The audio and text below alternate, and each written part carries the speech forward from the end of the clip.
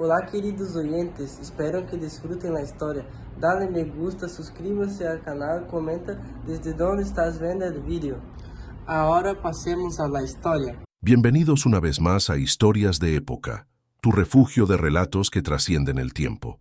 Hoy te traemos una historia que habla del mar, del silencio y de aquellos encuentros que transforman el destino de dos almas perdidas.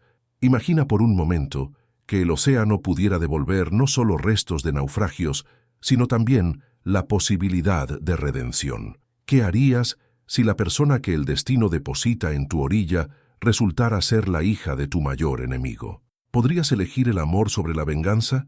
¿O acaso el odio heredado es más fuerte que cualquier sentimiento nacido del presente? Cuéntanos en los comentarios, ¿de dónde nos escuchas hoy? ¿Desde qué rincón del mundo te acompañas con estas historias? Nos encanta saber que estas narrativas viajan tan lejos como los barcos de antaño, y si aún no lo has hecho, te invitamos a suscribirte al canal y dejar tu like. Así nos ayudas a seguir trayendo estas historias que, aunque pertenecen al pasado, nos hablan con voz eterna. Ahora sí, prepara tu corazón. Año 1849. Lugar: Vila de Ericeira, costa portuguesa. Época de reconstrucción tras las guerras liberales. Marzo había llegado con la furia de quien guarda rencores antiguos. Durante 3 días y 3 noches, la costa de Ericeira se convirtió en un escenario donde el cielo y el océano parecían disputarse el derecho a la destrucción. Los pescadores, hombres curtidos por generaciones de enfrentamientos con aquel mar traicionero, habían amarrado sus barcas con triple cuerda y rezaban rosarios mientras las paredes de sus casas de cal temblaban con cada embate del viento. En lo alto del acantilado, donde las amendoeiras retorcidas por el salitre dibujaban siluetas fantasmales contra el cielo plomizo, se erguía la Quinta das Amendoeiras, último vestigio de lo que alguna vez fue el poderío de los Saldaña. Sus muros, antaño blancos como la espuma, mostraban ahora las cicatrices del abandono, grietas que serpenteaban como ríos secos, ventanas cuyos postigos colgaban de bisagras oxidadas, jardines donde las hierbas salvajes habían reclamado el territorio que antes ocupaban rosales y limoneros. Rodrigo Teles de Saldaña, barón de Alberca, título que ya solo servía para firmar documentos que nadie leía, observaba la tormenta desde el ventanal de la biblioteca. A sus 34 años, su figura conservaba la rectitud de su linaje, pero sus ojos habían adquirido esa opacidad particular de quienes han dejado de esperar. Llevaba meses viviendo como un ermitaño en aquella casa demasiado grande para un solo habitante, rodeado de libros que ya no abría y retratos de ancestros cuyos logros parecían reprocharlo en silencio.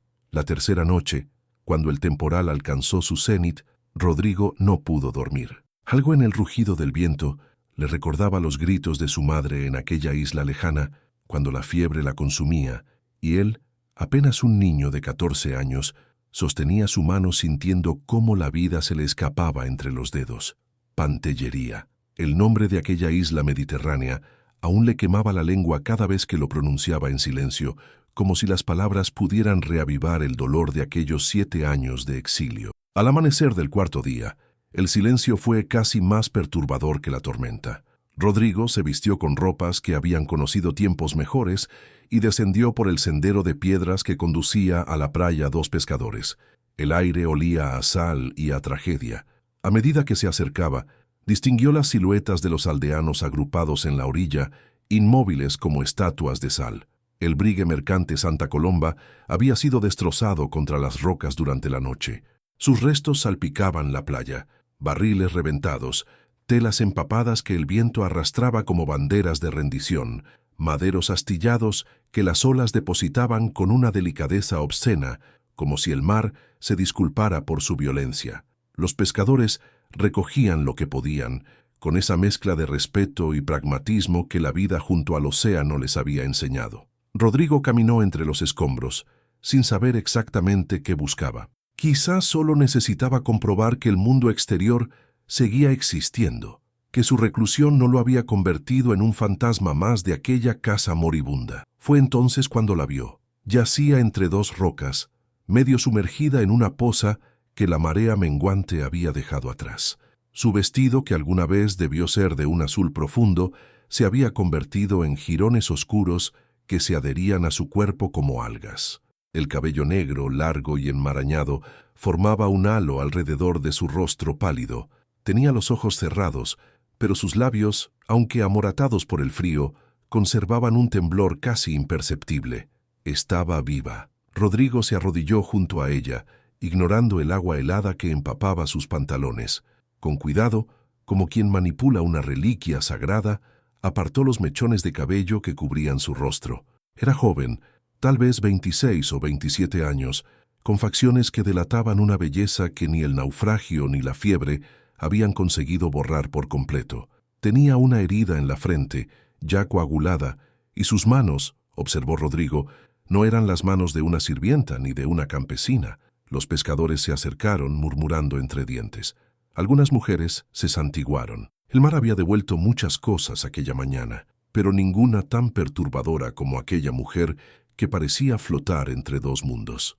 Sin pensarlo, sin calcular las consecuencias, Rodrigo la tomó en brazos. Era más ligera de lo que esperaba, como si la tormenta hubiera vaciado algo de su interior. Los aldeanos retrocedieron para dejarlo pasar, pero nadie se ofreció a ayudarlo. El varón cargó con aquella extraña hasta la Quinta das Amendoeiras, subiendo el sendero pedregoso, mientras el sol de marzo comenzaba a asomarse entre las nubes, tibio y vacilante, como una promesa que teme ser pronunciada. Al cruzar el umbral de su casa, Rodrigo sintió que algo había cambiado. El aire mismo parecía diferente, cargado de una electricidad que no tenía nada que ver con la tormenta recién pasada. Depositó a la mujer en el sofá del salón principal, ese sofá de terciopelo gastado, donde su madre solía leerle cuentos antes del exilio, y llamó a Tomasia, la vieja criada que llevaba 40 años sirviendo a los Saldaña. La anciana acudió arrastrando los pies, secándose las manos en el delantal. Al ver a la mujer tendida en el sofá, sus ojos se agrandaron, pero no dijo nada. Había aprendido hace mucho que ciertas preguntas no tenían respuestas que merecieran ser escuchadas. Juntos trabajaron durante horas. Tomasia calentó agua y preparó cataplasmas de hierbas mientras Rodrigo alimentaba el fuego de la chimenea, que llevaba meses sin encenderse. Le quitaron las ropas mojadas a la desconocida. Rodrigo apartó la mirada mientras Tomasia la vestía con un camisón viejo de lino, y la trasladaron a una de las habitaciones del ala este, la que había pertenecido a su madre. La fiebre llegó con el atardecer. La mujer comenzó a temblar violentamente, y de sus labios brotaban palabras inconexas en un idioma que Rodrigo no conseguía identificar. Se sentó junto a su cama, velándola como había velado a su madre tantos años atrás, humedeciendo sus labios con agua de azahar, cambiando los paños fríos de su frente cuando se calentaban demasiado. En algún momento de aquella larga noche, entre delirios de fiebre, la mujer abrió los ojos. Eran del color del ámbar oscuro, casi dorados a la luz de las velas.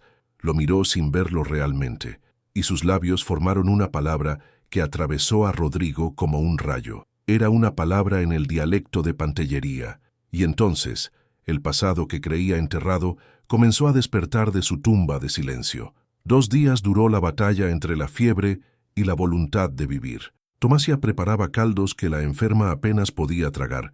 Rodrigo permanecía sentado junto a la ventana, fingiendo leer un libro mientras en realidad vigilaba cada respiración de aquella extraña. No entendía su propia obstinación. Había conocido náufragos antes. La costa de Ericeira era generosa en tragedias marítimas, pero nunca había sentido aquella necesidad imperiosa de presenciar el despertar de uno de ellos. Al tercer día, la fiebre cedió. La mujer abrió los ojos con la lentitud de quien emerge de un sueño demasiado profundo.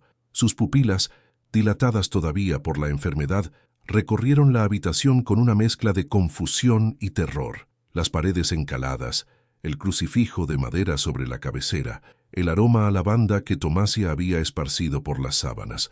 Todo parecía desconcertarla, como si hubiera despertado en un idioma que no conocía. Rodrigo se acercó despacio, con la cautela de quien se aproxima a un animal herido. Se sentó en el borde de la cama, manteniendo una distancia respetuosa, y le habló en portugués con voz suave. «Está a salvo. Hubo una tormenta. Su barco...» No terminó la frase.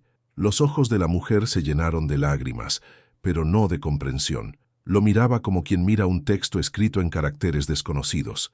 Percibía que había un significado, pero no conseguía descifrarlo. Entonces, ella habló. Las palabras que brotaron de sus labios no eran portuguesas, ni españolas, ni francesas. Tampoco eran exactamente italianas, aunque compartían con el italiano cierta musicalidad mediterránea. Rodrigo sintió que el suelo se abría bajo sus pies. Aquella lengua híbrida, mezcla de dialectos sicilianos, árabes y africanos, era el idioma de Pantellería, la lengua que su madre le había enseñado durante los 7 años de exilio, la lengua de sus pesadillas y de sus recuerdos más tiernos, la lengua que creía haber olvidado para siempre. La mujer preguntaba dónde estaba, preguntaba quién era él, preguntaba, y esto fue lo que heló la sangre de Rodrigo. ¿Quién era ella? No recordaba. Tomasia entró con una bandeja de caldo y pan, y al escuchar aquel idioma extraño, dejó caer la bandeja. El estrépito sobresaltó a la enferma, que se encogió en la cama como un animal acorralado. La criada retrocedió hasta la puerta, santiguándose repetidamente, murmurando entre dientes algo sobre brujas y maldiciones. Rodrigo tuvo que usar toda su autoridad, esa autoridad que llevaba meses sin ejercer, para calmar a la vieja. «Es italiana», mintió, sin saber por qué mentía. «Probablemente del sur. Viajaría en el Santa Colomba». Tomasia no pareció convencida, pero asintió y recogió los restos de la bandeja antes de retirarse. Rodrigo se volvió hacia la mujer, que lo observaba con ojos de cervatillo asustado. Podría haberle hablado en su idioma, podría haberle dicho que la entendía, que no estaba sola, que él también conocía el peso de despertar en un mundo que no reconoces. Pero algo lo detuvo. Quizás fue la cautela heredada de su padre, aquel diplomático que nunca revelaba sus cartas hasta el último momento. Quizás fue el instinto de supervivencia que el exilio le había grabado en los huesos. O quizás simplemente quería observarla sin que ella supiera que podía comprenderla. Así comenzó el extraño ritual de aquellos primeros días. La mujer hablaba sola constantemente, como si las palabras pudieran devolverle los recuerdos perdidos. Rodrigo la escuchaba desde el pasillo, desde el jardín que se veía por la ventana, desde la silla junto a la chimenea cuando fingía leer. Ella narraba fragmentos de sueños, llamaba nombres que no reconocía, describía olores y sabores que su mente intentaba conectar con imágenes borrosas. Un puerto, el olor a pescado y naranjas, un hombre de manos grandes, una voz grave que cantaba canciones de marineros, un barco con velas blancas, una caja de madera tallada donde guardaba... ¿Qué guardaba? No conseguía recordar. A veces se miraba en el pequeño espejo que Tomasia había dejado sobre la cómoda. Se tocaba el rostro como si perteneciera a otra persona. Examinaba sus manos, buscando en ellas alguna pista de su identidad. Encontraba callos en los dedos, propios de quien toca algún instrumento, pero no sabía cuál. Encontraba una pequeña cicatriz en la muñeca izquierda, pero no recordaba cómo se la había hecho. Rodrigo observaba todo esto en silencio, construyendo un mosaico mental de aquella mujer sin nombre. Notaba cómo sus gestos delataban una educación refinada, la manera en que sostenía la taza de caldo, el modo en que se sentaba erguida a pesar de la debilidad, la elegancia inconsciente con que apartaba el cabello de su rostro. Pero también había algo salvaje en ella, algo que la fiebre y el naufragio habían liberado de las cadenas de la civilización. Una tarde, cuando Tomasia había bajado al pueblo a por víveres, Rodrigo se armó de valor. Entró en la habitación donde ella miraba por la ventana el jardín abandonado y se sentó a su lado. Ella lo miró con esa mezcla de cautela y esperanza que ya empezaba a resultarle familiar. Entonces, despacio, como quien prueba las aguas de un río desconocido, Rodrigo pronunció una palabra en el dialecto de Pantellería, una sola palabra: paz. La mujer se volvió hacia él con tal violencia que casi cae de la silla. Sus ojos, enormes, brillantes de lágrimas contenidas, lo escrutaron como si intentara ver a través de su piel. Abrió la boca para hablar, pero ningún sonido salió de ella. Rodrigo levantó las manos en un gesto apaciguador y negó con la cabeza. Luego, con deliberada lentitud, se llevó un dedo a los labios. Silencio. Esto sería un secreto entre ellos. Ella asintió, sin entender del todo, pero intuyendo que aquel hombre de ojos tristes le ofrecía algo valioso, un puente entre el vacío de su mente y el mundo que la rodeaba. A partir de ese momento, Comenzaron a tejer un idioma propio. Él le hablaba en portugués y ella respondía en su lengua híbrida. Cuando estaban solos, él dejaba caer palabras sueltas en el dialecto de la isla, nombres de objetos, verbos simples, expresiones de consuelo. Fue una comunicación hecha de fragmentos, de silencios elocuentes, de miradas que decían lo que las palabras no podían expresar. Rodrigo descubrió que, por primera vez en años, esperaba con anticipación cada nuevo día. Y ella, la mujer sin nombre ni memoria, encontró en aquel hombre silencioso un ancla en medio del océano de su confusión. Pero los secretos tienen el peso del agua. Tarde o temprano, arrastran hacia el fondo a quienes los cargan. Las semanas se deslizaron con la suavidad de la arena en un reloj. La primavera portuguesa comenzaba a despertar en los jardines de la Quinta das Amendoeiras, tiñendo de blanco y rosa las ramas de los almendros que daban nombre a la propiedad. La mujer sin memoria ganaba fuerzas día a día, y con ellas crecía también su inquietud. Rodrigo había establecido una rutina que giraba, sin que él quisiera admitirlo, alrededor de ella. Por las mañanas revisaba las cuentas de la propiedad, ejercicio inútil, pues las cuentas siempre arrojaban el mismo resultado desolador, mientras ella paseaba por el jardín acompañada de Tomasia. Por las tardes se encontraban en la biblioteca, donde él leía en voz alta fragmentos de poesía portuguesa, mientras ella escuchaba sin entender las palabras, pero captando, de algún modo misterioso, la emoción que las sustentaba. Y por las noches, cuando la casa se sumía en el silencio y Tomasia dormía en su habitación del ala de servicio, ocurría el verdadero encuentro. Ella bajaba a la biblioteca envuelta en un chal que había pertenecido a la madre de Rodrigo. Él la esperaba junto al fuego, con 2 copas de vino de Oporto que apenas tocaban. Y entonces, en voz baja, como conspiradores, comenzaban su extraño diálogo. Ella hablaba de sus sueños. Las imágenes que su mente febril conjuraba cada noche eran fragmentos de un rompecabezas que ambos intentaban armar. Un barco, siempre un barco. A veces era blanco, a veces negro. A veces navegaba bajo un sol radiante. Otras se hundía en aguas oscuras mientras ella gritaba un nombre que no conseguía recordar al despertar. Un hombre, decía ella en su lengua híbrida, y Rodrigo traducía mentalmente. Hay siempre un hombre, grande, con barba. Me mira con ojos que conozco, pero no sé de dónde. Rodrigo asentía sin revelar que cada detalle que ella ofrecía era una pieza que él iba colocando en un tablero diferente, porque Rodrigo sabía cosas.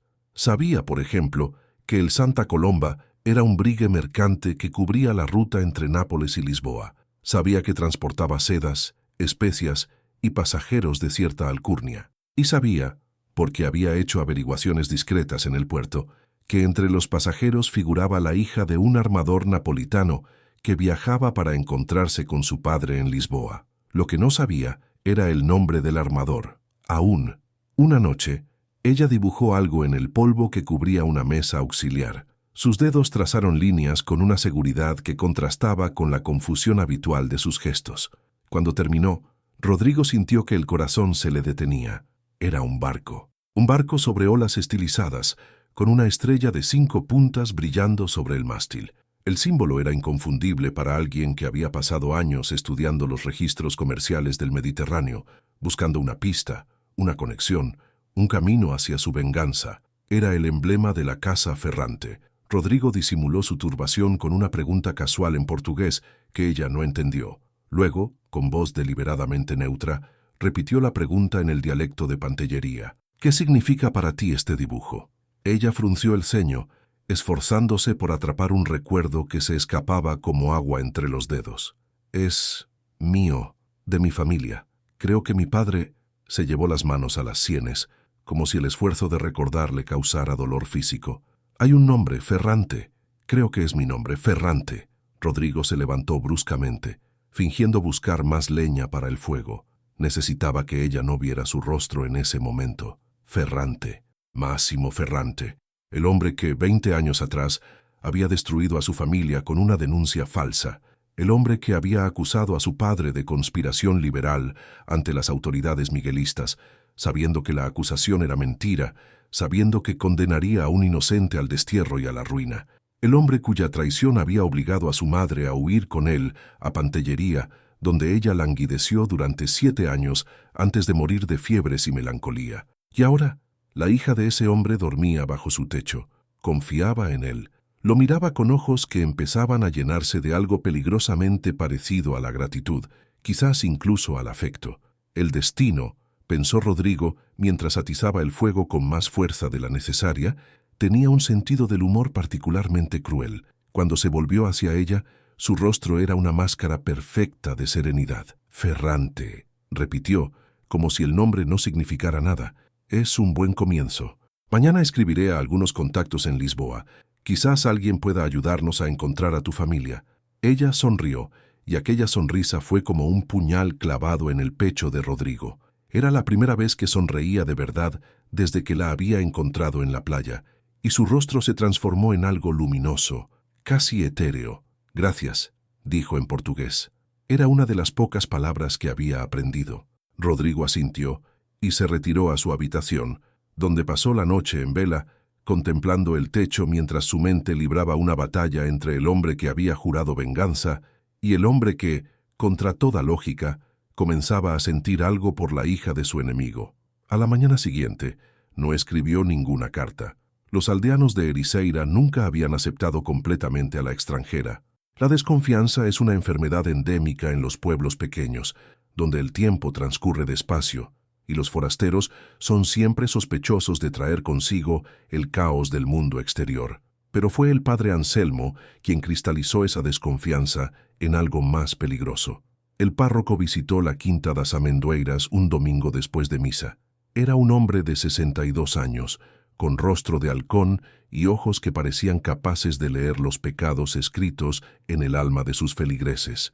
Llevaba décadas sirviendo a la parroquia de Ericeira y su autoridad moral era incuestionable. Cuando pidió ver a la náufraga, Rodrigo no tuvo más remedio que acceder. El encuentro fue breve y perturbador. El padre Anselmo entró en la habitación donde ella cosía junto a la ventana. Tomasia le había enseñado rudimentos de bordado para mantener sus manos ocupadas, y se detuvo en el umbral como si hubiera chocado contra un muro invisible. La mujer alzó la vista y le sostuvo la mirada sin bajarla, sin el menor signo de deferencia que un sacerdote esperaría de una mujer decente. El cura le mostró un crucifijo. Ella lo observó con curiosidad, como quien examina un objeto exótico, pero sin ningún signo de reconocimiento o reverencia. Cuando él comenzó a recitar el Padre Nuestro en latín, ella ladeó la cabeza, confundida, y respondió en su lengua híbrida con palabras que el sacerdote no pudo entender, pero que, por su tono, interpretó como una provocación. «Sus ojos», le dijo el padre Anselmo a Rodrigo cuando salieron al pasillo, «tienen el vacío del mar. No hay alma detrás de ellos. Esta mujer no conoce a Dios». Rodrigo apretó los puños, conteniendo una respuesta que habría escandalizado al clérigo. «Ha perdido la memoria, padre. No recuerda quién es ni de dónde viene. Es natural que tampoco recuerde las oraciones de su infancia». El sacerdote negó con la cabeza, y en sus ojos brilló algo que Rodrigo reconoció con un escalofrío, el fervor del fanático convencido de su propia rectitud. «He visto casos así antes. Los demonios borran los recuerdos de aquellos de quienes se apoderan. Esta mujer trajo la tormenta que destrozó el Santa Colomba.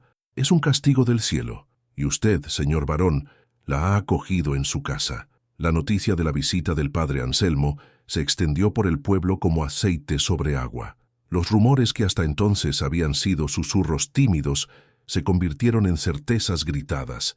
La extranjera era una bruja, era una sirena que había tomado forma humana para seducir al varón y robar su alma. Era un demonio enviado para castigar a Ericeira por pecados que nadie sabía nombrar, pero que todos intuían. Las lavanderas del río comenzaron a llamarla Leonor, con ironía amarga. El nombre, la que trae luz, era una burla cruel, pues todos estaban convencidos de que aquella mujer solo había traído oscuridad. Pero el nombre pegó, como pegan los apodos crueles, y pronto hasta Tomasia comenzó a usarlo sin pensar en su origen. Leonor, la mujer del mar, la que el océano devolvió. Ella aceptó el nombre con la pasividad de quien no tiene otro. Cuando Rodrigo se lo dijo, traduciendo torpemente la explicación al dialecto de Pantellería, algo brilló en sus ojos. No era alegría exactamente, pero tampoco era tristeza. Era, quizás, el primer reconocimiento de que su vieja identidad se había perdido para siempre y que debía construir una nueva sobre las ruinas de la anterior. «Leonor», repitió, probando cómo sonaba el nombre en sus labios. «Leonor», y desde ese momento, eso fue lo que fue. Los días siguientes trajeron pequeños actos de hostilidad que Rodrigo no pudo ignorar. Alguien arrojó una piedra contra la ventana de la habitación de Leonor, rompiendo el cristal pero sin alcanzarla.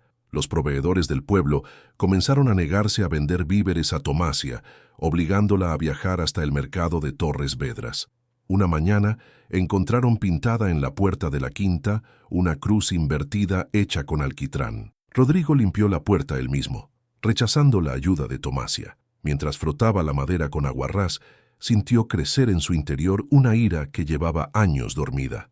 Era la misma ira que había sentido cuando, siendo niño, había visto cómo los soldados miguelistas confiscaban las propiedades de su padre. La misma ira que había hervido en su sangre durante los años de exilio en Pantellería. La misma ira que había jurado canalizar hacia la destrucción de Máximo Ferrante. Pero ahora esa ira tenía un nuevo objetivo: proteger a la hija de su enemigo de la estupidez y el miedo de aquellos aldeanos ignorantes.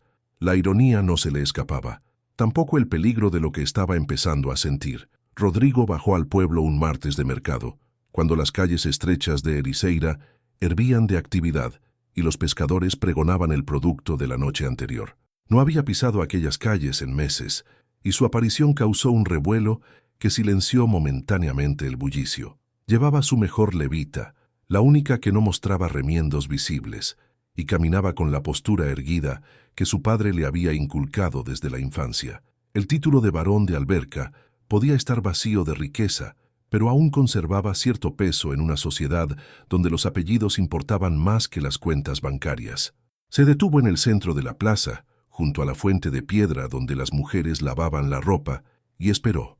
No tuvo que esperar mucho. El padre Anselmo apareció casi inmediatamente, flanqueado por dos de los hombres más influyentes del pueblo, el dueño de la taberna y el patrón de la cofradía de pescadores.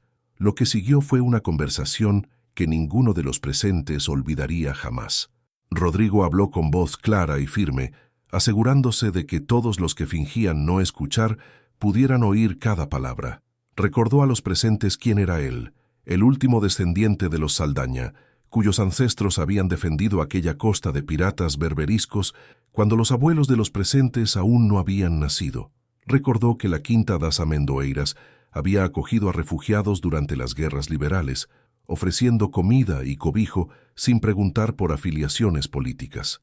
Recordó con delicadeza calculada ciertos favores que la familia Saldaña había hecho a familias del pueblo en tiempos difíciles, y luego, con una frialdad que contrastaba con el fuego de sus palabras anteriores, dejó clara su posición. La mujer que el mar depositó en nuestra costa es mi huésped, está bajo mi protección. Cualquier ofensa contra ella será una ofensa contra mí y contra el nombre de los Saldaña. Y aunque mi fortuna no sea lo que fue, mi memoria es excelente y mi paciencia limitada. El padre Anselmo intentó protestar, invocando la autoridad de la Iglesia y los peligros espirituales que representaba acoger a una posible hereje. Rodrigo lo interrumpió con una sonrisa que no llegó a sus ojos. Con todo respeto, padre, la señora está enferma de la memoria, no del alma. Cuando se recupere, ella misma podrá dar cuenta de su fe ante quien corresponda. Hasta entonces, le sugiero que se ocupe de los pecados de sus feligreses, que según tengo entendido son numerosos y variados, y deje en paz a una mujer que no ha hecho daño a nadie.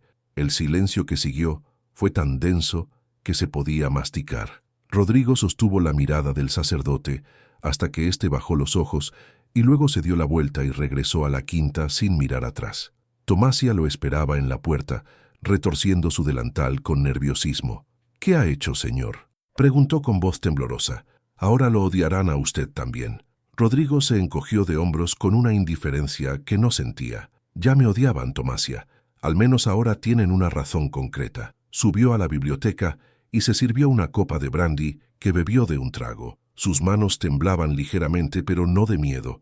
Era adrenalina. Por primera vez en años había hecho algo que importaba. Había tomado una posición. Había dejado de ser el fantasma que vagaba por una casa vacía, esperando una muerte que se negaba a llegar, y todo por ella. La idea lo perturbaba más de lo que estaba dispuesto a admitir. Su motivación para proteger a Leonor era un nudo de contradicciones que no conseguía desenredar. Era genuina compasión, soledad, el instinto de poseer algo, a alguien que solo él podía entender, o era quizás un modo retorcido de completar su venganza, manteniendo a la hija de Ferrante bajo su control mientras decidía qué hacer con ella.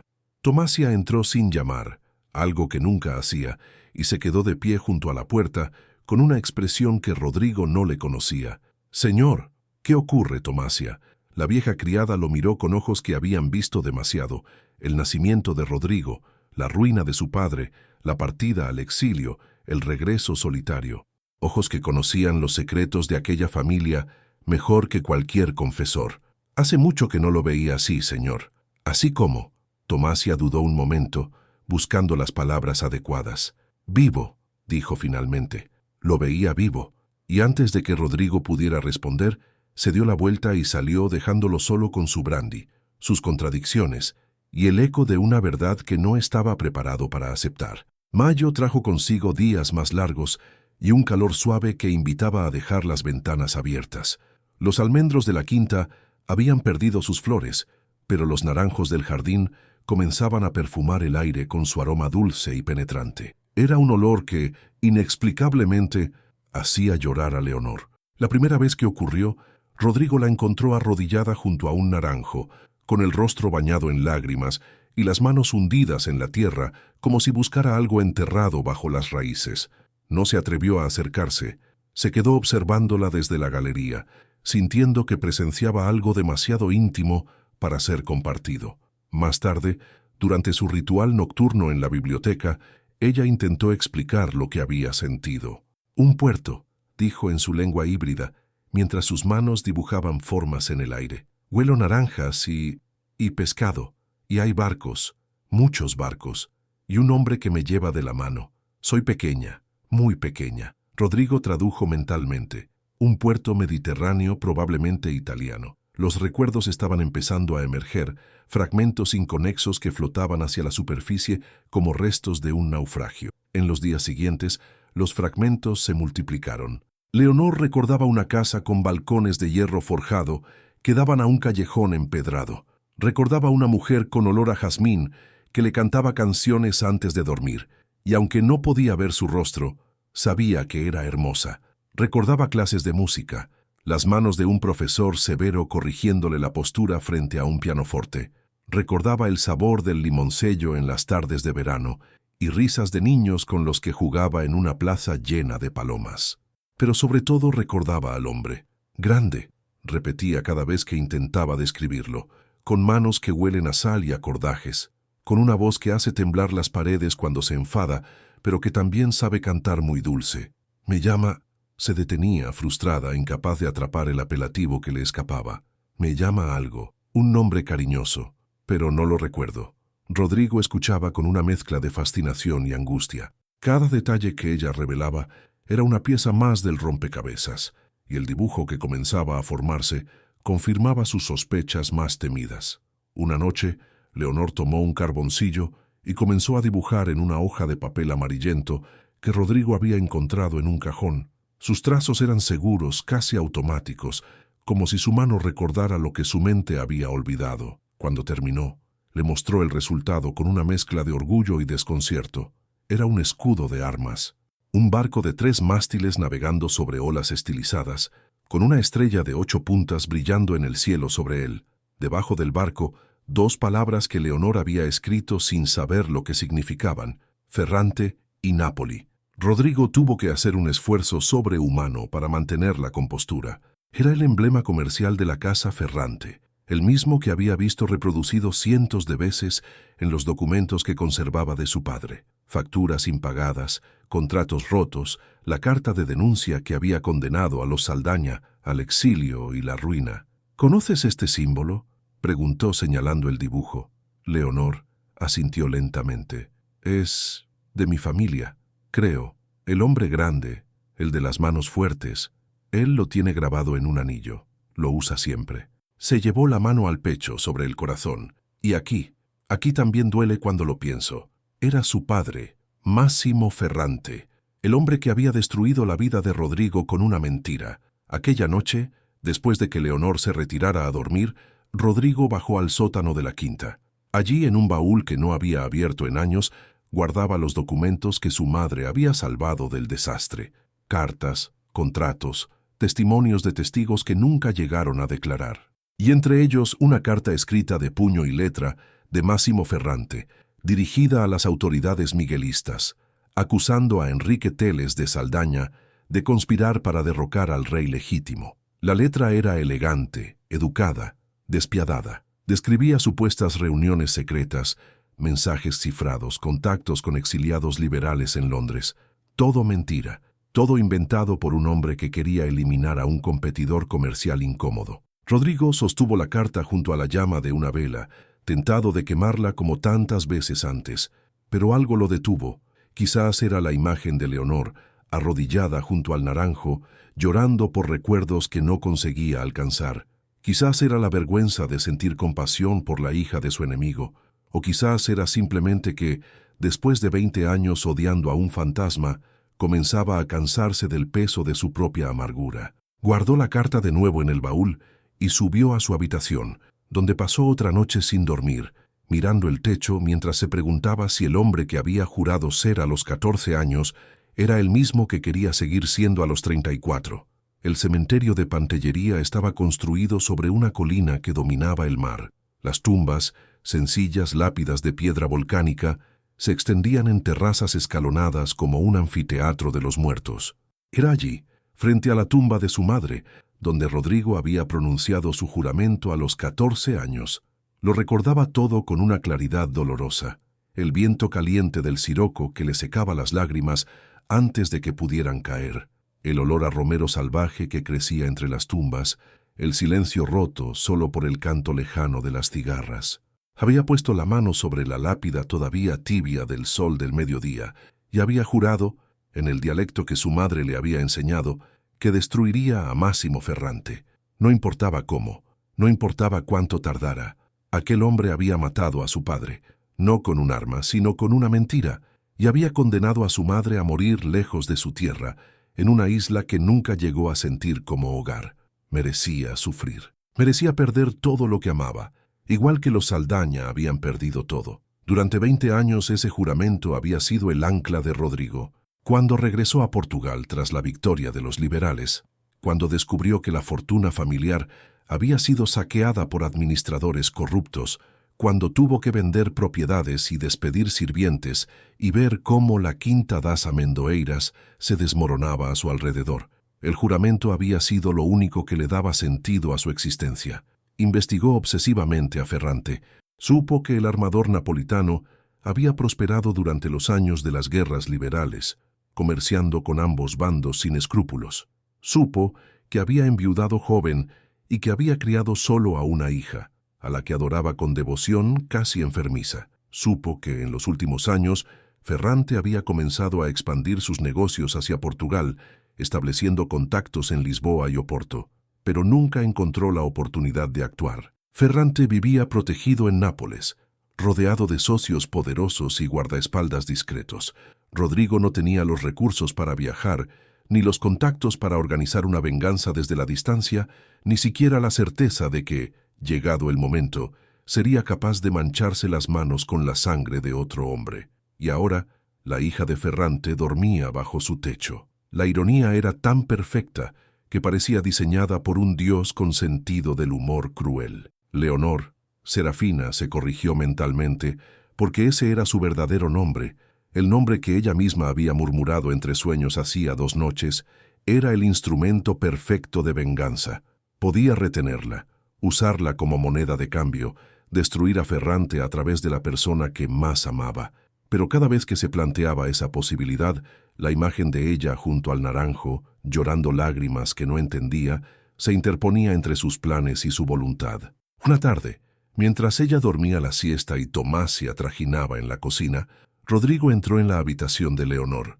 No sabía qué buscaba exactamente. Quizás pruebas de que era tan malvada como su padre. Quizás algo que justificara el odio que debería sentir, pero que se negaba a materializarse.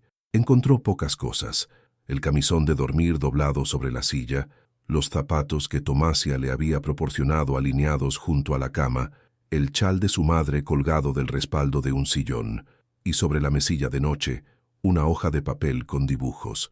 Eran bocetos sencillos hechos con carboncillo. Uno mostraba el jardín de la quinta visto desde la ventana, otro, el perfil de Tomasia mientras cocinaba, y el tercero era él, Rodrigo, de pie junto a la biblioteca, con un libro en la mano y una expresión que no reconocía en su propio rostro. Parecía en paz. Dejó el papel donde lo había encontrado y salió de la habitación con el corazón latiéndole como si hubiera cometido un crimen. Esa noche no bajó a la biblioteca. Se quedó en su cuarto bebiendo brandy y mirando por la ventana las luces del pueblo en la distancia, mientras se preguntaba cuándo exactamente había comenzado a traicionar el juramento que le había dado sentido a su vida. El recuerdo completo llegó en julio, en una noche de tormenta que recordaba demasiado a aquella que la había traído a las costas portuguesas. Leonor despertó gritando un nombre: «¡Papá!». Y cuando Rodrigo y Tomasia llegaron corriendo a su habitación, la encontraron sentada en la cama, temblando, pero con ojos que brillaban con una lucidez nueva. «Sé quién soy», dijo en italiano, un italiano limpio y sin mezclas que ninguno de los dos le había oído hablar antes. «Me llamo Serafina Ferrante. Mi padre es Máximo Ferrante, armador de Nápoles. Viajaba para encontrarme con él en Lisboa cuando el barco se detuvo, llevándose las manos al pecho. El Santa Colomba. Había una tormenta. Recuerdo las olas rompiendo contra el casco. Recuerdo gritos. Recuerdo que alguien me empujó hacia un bote salvavidas, pero el bote se volcó y no pudo continuar. Las lágrimas que había derramado durante meses sin saber por qué ahora brotaban con pleno conocimiento de causa». Rodrigo permaneció de pie junto a la puerta, paralizado, mientras Tomasia se acercaba a consolarla con gestos maternales. Serafina Ferrante. La confirmación de lo que ya sabía no debería haberle afectado tanto, pero escuchar aquel nombre en sus labios, ver cómo recuperaba una identidad que él había llegado a considerar perdida para siempre, fue como recibir un golpe en el estómago. Durante los días siguientes, Serafina, ya no Leonor aunque una parte de él se resistía a abandonar ese nombre, recuperó fragmentos adicionales de su pasado. Recordaba su infancia en Nápoles, la muerte de su madre cuando ella tenía 10 años, los veranos en la costa amalfitana.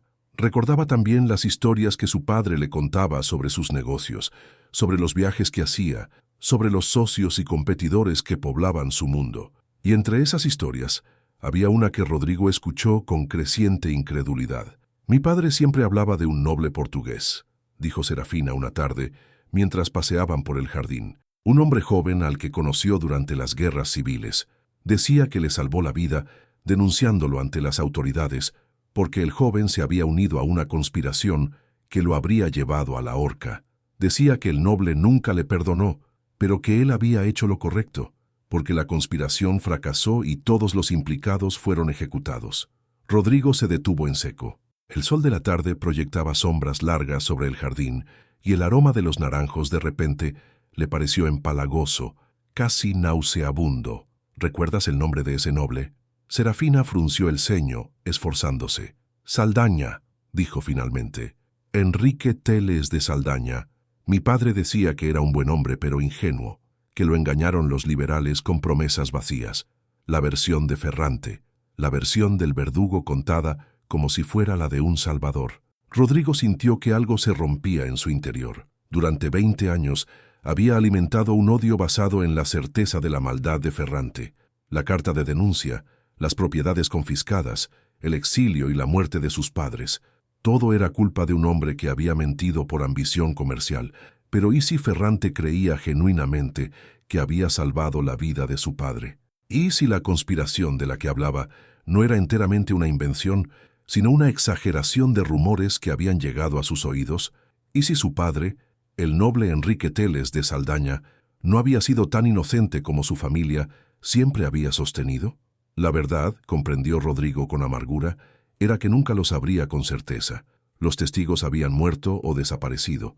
Los documentos podían interpretarse de múltiples maneras. y las memorias de los involucrados estaban coloreadas por sus propios intereses y justificaciones. Lo único que quedaba era el presente, y en el presente, Serafina Ferrante lo miraba con ojos que pedían una respuesta a su relato, sin saber que estaba hablando del padre del hombre que la había salvado. «Tu padre parece un hombre complicado», dijo finalmente Rodrigo, eligiendo cada palabra con cuidado. «¿Lo echas de menos?» Serafina asintió, y sus ojos se llenaron de lágrimas. «Más que a nada en el mundo. Debería escribirle. Debe estar desesperado buscándome por todas partes». Rodrigo sintió que el momento de la decisión había llegado. Podía revelar todo, su verdadera identidad, la historia entre sus familias, el juramento de venganza que había alimentado durante 2 décadas. Podía usar esa información para destruir la confianza que ella había depositado en él, para convertirla en un instrumento de dolor contra su padre, o podía guardar silencio, dejar que el pasado permaneciera enterrado, ayudarla a reunirse con su familia y desaparecer de su vida para siempre, llevándose consigo el peso de un odio que comenzaba a resultarle insoportable. «Te ayudaré a escribir esa carta», dijo, y las palabras salieron de su boca antes de que pudiera arrepentirse. «Si quieres, puedo enviarla a través de mis contactos en Lisboa. Llegará más rápido». La sonrisa de Serafina fue como un amanecer después de una tormenta. Se acercó a él y sin previo aviso, lo abrazó. Rodrigo se quedó inmóvil, con los brazos colgando a los costados, sintiendo el calor de su cuerpo contra el suyo, el aroma de lavanda de su cabello, el latido de su corazón contra su pecho. Cuando ella se separó, vio algo en los ojos de él que no supo interpretar, algo oscuro y luminoso a la vez, como un cielo de tormenta atravesado por un rayo. «Gracias», dijo ella, «por todo. No sé cómo podré pagártelo jamás». Rodrigo no respondió. No podía, porque la respuesta a esa pregunta era demasiado complicada, demasiado dolorosa, demasiado verdadera para ser pronunciada en voz alta. La carta fue escrita 12 veces antes de que Serafina quedara satisfecha con el resultado. Rodrigo observaba cómo su mano trazaba las palabras en el papel, cómo su ceño se fruncía al buscar la expresión correcta, cómo sus labios se movían silenciosamente mientras releía lo que había escrito. Era una carta sencilla. Aseguraba a su padre que estaba viva y bien cuidada. Explicaba el naufragio y la pérdida de memoria. Describía la hospitalidad de un noble portugués que la había acogido sin pedir nada a cambio.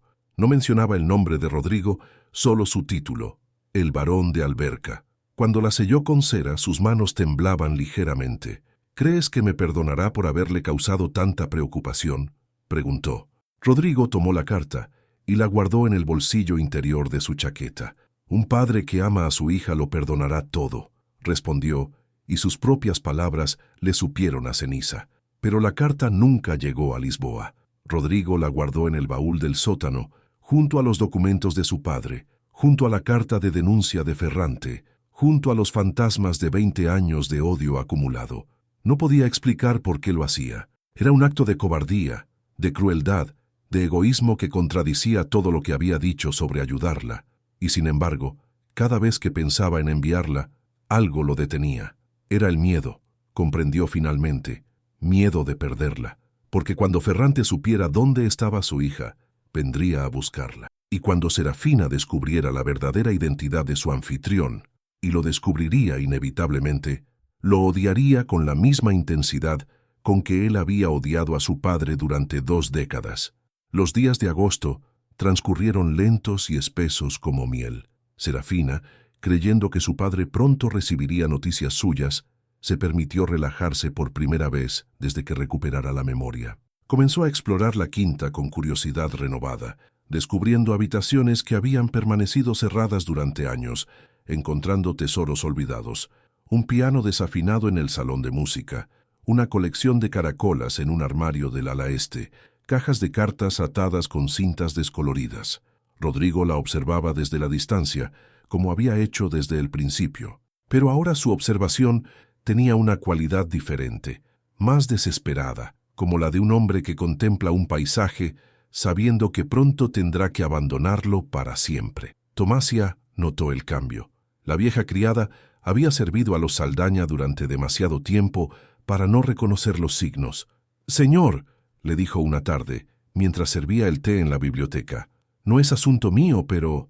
«Entonces no digas nada», la interrumpió Rodrigo con más brusquedad de la que pretendía. Tomasia asintió y se retiró, pero la desaprobación silenciosa que dejó flotando en el aire era más elocuente que cualquier sermón. Septiembre trajo las primeras lluvias del otoño y una carta inesperada. No venía de Nápoles, sino de Lisboa. Un antiguo conocido de la familia Saldaña escribía para informar que un armador italiano estaba removiendo cielo y tierra buscando a su hija, desaparecida en el naufragio del Santa Colomba. Ofrecía recompensas generosas por cualquier información. Había contratado investigadores, recorría personalmente los puertos de la costa portuguesa. Máximo Ferrante había venido a buscar a su hija. Rodrigo leyó la carta 3 veces, sintiendo cómo el tiempo que había robado se agotaba. Podía guardar silencio, esperar a que los investigadores lo encontraran, fingir sorpresa cuando llegaran a su puerta, o podía adelantarse, revelar todo a Serafina antes de que lo descubriera por otros medios y aceptar las consecuencias de sus acciones. Eligió una tercera opción, quemar la carta y no hacer nada. Pero el destino, ese dramaturgo caprichoso, tenía otros planes. Fue Tomasia quien encontró las cartas. La anciana había bajado al sótano en busca de conservas para la cocina cuando tropezó con el baúl que Rodrigo había dejado mal cerrado después de su última visita. Su contenido se derramó sobre el suelo de piedra, papeles amarillentos, documentos oficiales con sellos descoloridos y entre ellos una carta sin enviar con la letra de Serafina. Tomasia no sabía leer, pero reconocía la escritura de la italiana, y reconocía también que aquella carta, si estaba en el sótano del Señor en lugar de camino a su destino, significaba que algo andaba muy mal. No fue directamente a Serafina. Llevaba demasiados años sirviendo a los Saldaña para traicionar a su señor, por mucho que sus acciones la decepcionaran. En cambio, confrontó a Rodrigo aquella misma noche, cuando él bajó a cenar. «He encontrado la carta de la señorita», dijo sin preámbulos, poniendo el sobre la mesa junto al plato de sopa, y otros papeles que hablan de los Ferrante. Rodrigo palideció. Por un momento pareció que iba a negar todo, a inventar alguna excusa, a usar su autoridad para silenciar a la criada. Pero algo en los ojos de Tomasia, una mezcla de lealtad y decepción que él conocía demasiado bien, lo detuvo. «No es lo que piensas», comenzó. «Con respeto, señor, no me importa lo que yo piense. Me importa lo que ella va a pensar cuando lo descubra. Y lo descubrirá. Estas cosas siempre se descubren». Rodrigo hundió la cabeza entre las manos. La sopa se enfriaba frente a él, pero había perdido el apetito. «No sé qué hacer, Tomasia, ya no sé nada». La anciana se sentó frente a él, algo que jamás había hecho en 40 años de servicio. Su voz, cuando habló, era más suave de lo que él esperaba. «¿La ama?» La pregunta era tan directa, tan desprovista de los circunloquios que él mismo usaba para esquivar la verdad, que lo dejó sin palabras durante varios segundos.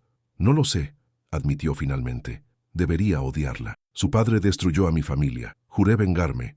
Durante 20 años no pensé en otra cosa y ahora ella está aquí y su padre está allá. Y usted tiene que decidir qué clase de hombre quiere ser». Rodrigo levantó la vista, sorprendido por la sabiduría de la anciana. «¿Tú qué harías?» Tomasia se encogió de hombros con un gesto que podría haber sido humildad o resignación. «Yo no soy quien para dar consejos, señor, pero recuerdo a su madre, que en paz descanse. Recuerdo cómo hablaba de los años en aquella isla. Decía que el odio era una cárcel y que usted era demasiado joven para pasar la vida entre rejas». Las palabras de su madre, repetidas por labios de una criada, golpearon a Rodrigo con más fuerza que cualquier argumento lógico.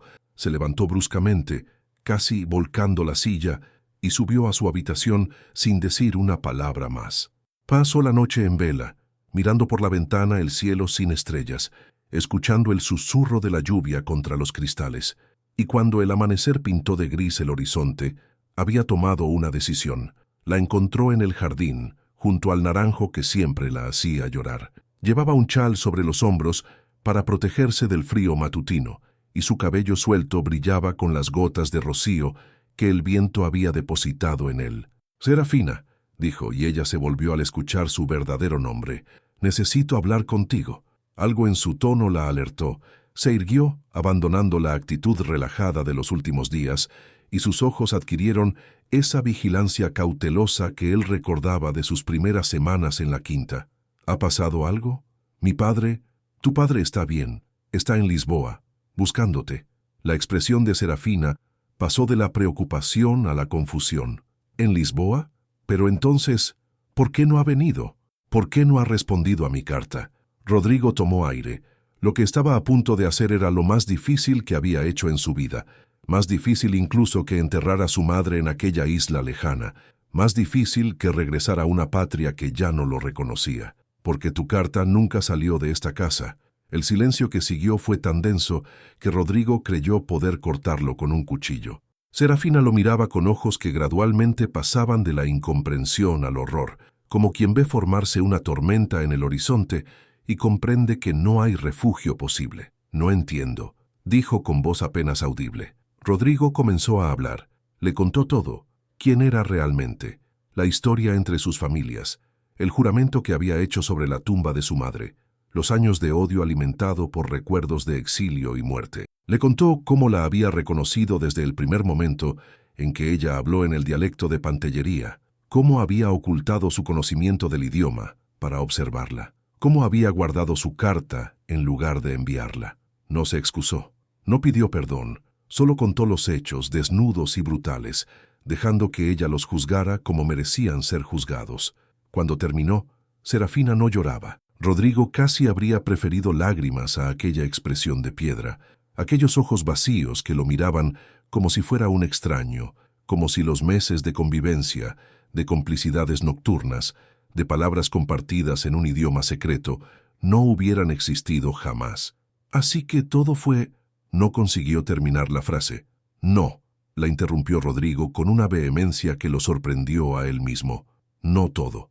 Mi intención original era usarte para vengarme de tu padre, es cierto. Pero eso cambió. No sé cuándo exactamente, pero cambió. Lo que sentí, lo que siento, no tiene nada que ver con tu padre ni con el mío. Serafina retrocedió un paso, como si temiera que él fuera a tocarla. ¿Y cómo puedo saber que esto también no es una mentira? ¿Cómo puedo creer nada de lo que digas? Era una pregunta justa, y Rodrigo no tenía respuesta. Había construido su relación con ella sobre cimientos de engaño, y ahora que la verdad había derribado la estructura, no quedaba nada sólido sobre lo que reconstruir. No puedes, admitió. Solo puedo decirte que si quisiera seguir engañándote, no te habría contado nada de esto. Podría haber enviado la carta ahora, fingir que acababa de descubrir quién eras, dejarte ir sin que supieras nunca la verdad. Habría sido más fácil para los dos. Serafina lo miró durante un largo momento. Luego, sin decir palabra, se dio la vuelta y caminó hacia la casa. Rodrigo la siguió con la mirada hasta que desapareció por la puerta, y luego se quedó solo en el jardín, con el aroma de los naranjos burlándose de su desdicha. Serafina se encerró en su habitación durante 3 días. Tomasia le llevaba bandejas de comida que regresaban casi intactas, y Rodrigo vagaba por la casa como un fantasma, incapaz de concentrarse en nada, esperando un veredicto que temía y deseaba a partes iguales. Al 4.º día, ella bajó a la biblioteca. Rodrigo estaba sentado junto a la ventana, con un libro abierto sobre las rodillas que no había leído ni una página. Al verla entrar, se puso de pie tan bruscamente que el libro cayó al suelo. Serafina se veía diferente. Había algo en su postura, en la firmeza de su mandíbula, que recordaba a la mujer que él había imaginado que sería la hija de Máximo Ferrante, fuerte, decidida, capaz de navegar las traicioneras aguas del comercio mediterráneo. He pensado mucho, dijo sin preámbulos, sobre ti, sobre mi padre, sobre lo que me contaste. Rodrigo asintió, sin atreverse a hablar. Mi padre no es un santo, lo sé, siempre lo he sabido. Los negocios que hace, la gente con la que trata. He crecido viendo cosas que una señorita decente no debería ver, pero es mi padre. Me crió solo después de que mi madre muriera. Me dio todo lo que tengo. ¿Lo entiendo? No, no lo entiendes. Serafina se acercó un paso y sus ojos brillaban con algo que podía ser ira o lágrimas contenidas. No puedo perdonar lo que hizo tu familia. Si la denuncia fue justa o injusta, no lo sé. Quizás nunca lo sepa, pero tampoco puedo condenarlo sin escuchar su versión. Rodrigo asintió de nuevo. Era más de lo que esperaba, más de lo que merecía. Voy a ir a Lisboa, continuó Serafina. Voy a encontrar a mi padre y a escuchar lo que tenga que decir. Y luego decidiré qué hacer. Te acompañaré. Las palabras salieron antes de que Rodrigo pudiera pensarlas. Serafina lo miró con una mezcla de sorpresa y desconfianza. ¿Por qué?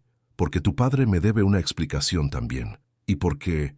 Dudó, buscando las palabras correctas.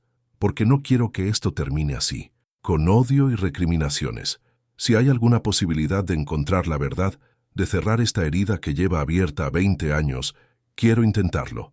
Serafina lo estudió durante un largo momento, como si tratara de leer algo en su rostro que él mismo no sabía que estaba escrito allí. No te perdono, dijo finalmente. Quizás nunca lo haga, pero tampoco te odio. Y eso me confunde más que cualquier otra cosa. Era suficiente. Por ahora, era más que suficiente. Lisboa los recibió con su caos habitual de carruajes, pregoneros y marineros de todas las naciones. El puerto bullía de actividad y en el aire flotaba una mezcla de olores que Serafina reconoció con una punzada de nostalgia. Sal, pescado, especias exóticas. Encontrar a Massimo Ferrante no fue difícil. El armador napolitano había tomado habitaciones en el mejor hotel de la ciudad y no hacía ningún esfuerzo por ocultar su presencia. Cuando Rodrigo envió su tarjeta de visita, la respuesta llegó en menos de una hora. El señor Ferrante los recibiría esa misma tarde. Serafina insistió en entrar sola primero. Rodrigo esperó en el vestíbulo del hotel, sentado en un sillón de terciopelo rojo que había conocido tiempos mejores, observando el ir y venir de huéspedes y sirvientes, mientras trataba de controlar los latidos de su corazón. Pasaron 30 minutos, luego 40. Cuando ya comenzaba a temer lo peor, un sirviente se acercó para indicarle que lo esperaban arriba. La suite de Ferrante era lujosa, pero sin ostentación, el tipo de acomodo que elegía un hombre acostumbrado al dinero, pero no a despilfarrarlo. En el centro de la sala, de pie junto a la ventana que daba al puerto, había un hombre que Rodrigo reconoció inmediatamente de las descripciones que había recopilado durante años. Massimo Ferrante tenía 60 años, pero aparentaba más. Su cabello completamente blanco enmarcaba un rostro curtido por el sol y el viento del mar. Tenía las manos grandes y callosas de alguien que había trabajado en cubierta antes de convertirse en propietario de barcos, y sus ojos oscuros, profundos, imposibles de leer, estaban fijos en Rodrigo con una intensidad que hacía difícil sostener la mirada. Serafina estaba sentada en un sofá, con los ojos enrojecidos pero secos. Cuando Rodrigo entró, le hizo un gesto casi imperceptible. «Tranquilo, todo está bien. Así que usted es el hijo de Enrique», dijo Ferrante, y su voz era exactamente como Serafina la había descrito. Grave, capaz de hacer temblar las paredes cuando se enfadaba. «Mi hija me ha contado una historia muy interesante». Rodrigo avanzó hasta quedar a pocos metros del hombre que había odiado durante 2 décadas. Visto de cerca, Ferrante no parecía el monstruo de sus pesadillas. Parecía simplemente un hombre viejo, cansado, que había recorrido demasiado mundo y visto demasiadas cosas. «Señor Ferrante», respondió, inclinando la cabeza con una cortesía que no sentía. «Le debo una disculpa por haber retenido a su hija sin informarle de su paradero». Ferrante desechó las palabras con un gesto de la mano. «Mi hija me ha explicado las circunstancias y me ha dicho también por qué lo hizo». Sus ojos se estrecharon. «¿Es cierto que lleva 20 años odiándome?» «Es cierto». «¿Y cree que tuve algo que ver con la ruina de su padre?» «Lo creía. Ahora ya no estoy seguro de nada». Ferrante asintió lentamente, como si la respuesta confirmara algo que ya sospechaba. Luego se volvió hacia la ventana, contemplando los barcos anclados en el puerto. «Su padre era un buen hombre», dijo finalmente. «Idealista, quizás demasiado.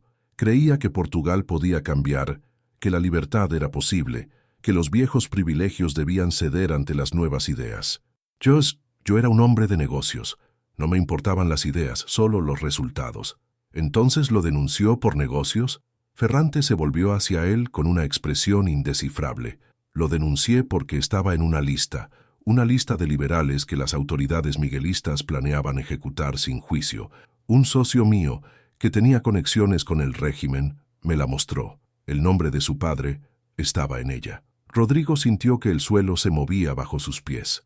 «¿Qué está diciendo?» «Estoy diciendo que la denuncia que presenté contra su padre era falsa, sí, pero también Era la única forma de sacarlo de Portugal antes de que lo mataran. Un conspirador denunciado era exiliado. Un conspirador descubierto era fusilado. El silencio que siguió fue tan profundo que Rodrigo podía oír el latido de su propio corazón. Miró a Serafina, buscando confirmación, pero ella parecía tan atónita como él. «Mi padre murió en el exilio», dijo finalmente con voz que apenas reconocía como propia. «Mi madre murió de pena y enfermedad en una isla lejana». «Lo sé», Ferrante bajó la cabeza, «y lo lamento más de lo que las palabras pueden expresar. Mi plan era que el exilio durara poco, que las cosas cambiarían en Portugal y su familia podría regresar. Pero las guerras se prolongaron y cuando terminaron, su padre ya había muerto y su madre se interrumpió, incapaz de continuar». Rodrigo se dejó caer en una silla, incapaz de mantenerse en pie. Todo lo que había creído durante 20 años, el odio que había alimentado, el juramento que había hecho, todo se desmoronaba como un castillo de arena ante la marea. ¿Por qué nunca dijo nada? ¿Por qué dejó que mi familia creyera? «Porque su madre me odiaba», respondió Ferrante simplemente. «Le escribí después de la muerte de su padre, tratando de explicar. Quemó mis cartas sin leerlas. Y cuando murió ella, no supe cómo encontrarlo a usted. El peso de aquella revelación era demasiado para procesarlo de una vez». Rodrigo miró a Serafina, que le devolvió la mirada con ojos llenos de una compasión que no esperaba. «No espero que me perdone», continuó Ferrante. «Lo que hice tuvo consecuencias terribles, aunque mis intenciones fueran diferentes, pero quería que supiera la verdad, al menos una vez, de mis propios labios». Rodrigo no respondió. No podía. Las palabras se habían agotado, dejando solo un vacío inmenso, donde antes había habido certezas. Regresaron a Ericeira una semana después. No juntos exactamente, pero tampoco separados. Serafina viajaba con su padre en un carruaje alquilado, mientras Rodrigo cabalgaba a poca distancia, visible pero no intrusivo. Máximo Ferrante había insistido en ver el lugar donde su hija había pasado aquellos meses de incertidumbre. Quería agradecer personalmente a Tomasia y dejar una donación generosa para la parroquia, incluso si el padre Anselmo no la merecía. Y quería, sospechaba Rodrigo, asegurarse de que el hombre que había salvado a su hija no fuera tan monstruoso como la versión que él mismo había construido durante años. La Quinta das Amendoeiras los recibió con el aroma de los últimos naranjos del año. Tomasia había preparado la casa para visitantes por primera vez en décadas, abriendo ventanas, sacudiendo polvo, llenando jarrones con flores silvestres del campo circundante. Ferrante recorrió las habitaciones con curiosidad evidente, deteniéndose ante los retratos de los ancestros de Rodrigo, examinando los libros de la biblioteca, asomándose a los jardines donde su hija había aprendido a recordar quién era. «Esta casa tiene historia», comentó mientras contemplaba una vista del acantilado desde la galería. «Se nota en las paredes, en el aire». «Demasiada historia, quizás», respondió Rodrigo. «A veces el peso del pasado impide que el presente respire». Ferrante lo miró con algo que podía ser respeto o simple curiosidad. «Mi hija me ha dicho que pensaba usarla para vengarse de mí. Es cierto». «¿Y qué le hizo cambiar de opinión?» Rodrigo no respondió de inmediato. Buscaba las palabras correctas, pero todas le parecían insuficientes. «Ella», dijo finalmente, «conocerla, ver quién era realmente, no quien yo había imaginado que sería. El odio es fácil cuando no tiene rostro, mucho más difícil cuando te mira con ojos que piden ayuda». Ferrante asintió lentamente. «Entiende algo, joven Saldaña, no le pido que me perdone. Lo que hice, aunque tuviera buenas intenciones, causó un daño terrible a su familia, pero le pido que considere que las personas raramente son enteramente buenas o enteramente malas. Somos todos una mezcla, haciendo lo mejor que podemos con la información que tenemos». Era una filosofía que el joven Rodrigo de 14 años, llorando sobre la tumba de su madre, jamás habría aceptado. Pero el Rodrigo de 34 años, que había pasado meses observando a la hija de su enemigo transformarse en alguien que casi podía llamar amiga, encontró que las palabras resonaban con una verdad incómoda. Esa tarde, mientras Ferrante descansaba de su viaje, Serafina buscó a Rodrigo en el jardín. Lo encontró sentado bajo el naranjo que siempre la hacía llorar, con la mirada perdida en el horizonte donde el cielo se fundía con el mar. Mi padre quiere que regrese con él a Nápoles, dijo sin preámbulos. Mañana. Rodrigo asintió sin volverse. Es tu familia, es tu hogar, lo sé. Serafina se sentó a su lado, cerca pero sin tocarlo. Pero también sé que algo de mí se quedará aquí, en esta casa, en este jardín, dudó, en lo que fuimos durante estos meses, cuando no sabíamos quiénes éramos realmente. Rodrigo finalmente la miró. Sus ojos, aquellos ojos color ámbar que lo habían observado desde la primera fiebre, brillaban con lágrimas contenidas. Leonor, dijo usando el nombre que el pueblo le había dado, te llamaré siempre así en mi mente, porque Leonor fue quien me enseñó que la luz puede encontrarse incluso en los lugares más oscuros. Serafina sonrió, y fue una sonrisa triste pero también luminosa, como un atardecer después de la tormenta. ¿Y qué pasará ahora?, preguntó. ¿Con nosotros? ¿Con todo esto? Rodrigo consideró la pregunta durante un largo momento. El peso del pasado seguía allí, pero ya no lo aplastaba. El juramento que había hecho sobre la tumba de su madre se había disuelto, no en olvido, sino en comprensión. Ahora, dijo finalmente, aprendemos a vivir sin odio, quizás algún día, sin dolor. Y si el destino es generoso, quizás volvamos a encontrarnos tú y yo en circunstancias que no estén teñidas por las sombras de nuestros padres. Serafina extendió la mano y tomó la suya. Fue un gesto sencillo, sin promesas ni declaraciones, pero cargado de todo lo que no se habían atrevido a decir durante meses. Escribiré, dijo ella. Esperaré. Se quedaron así con las manos entrelazadas, mirando cómo el sol descendía hacia el mar, tiñendo el horizonte de colores que ningún pintor podría capturar. A lo lejos, las campanas de Ericeira comenzaron a tocar, llamando a los pescadores de vuelta a puerto.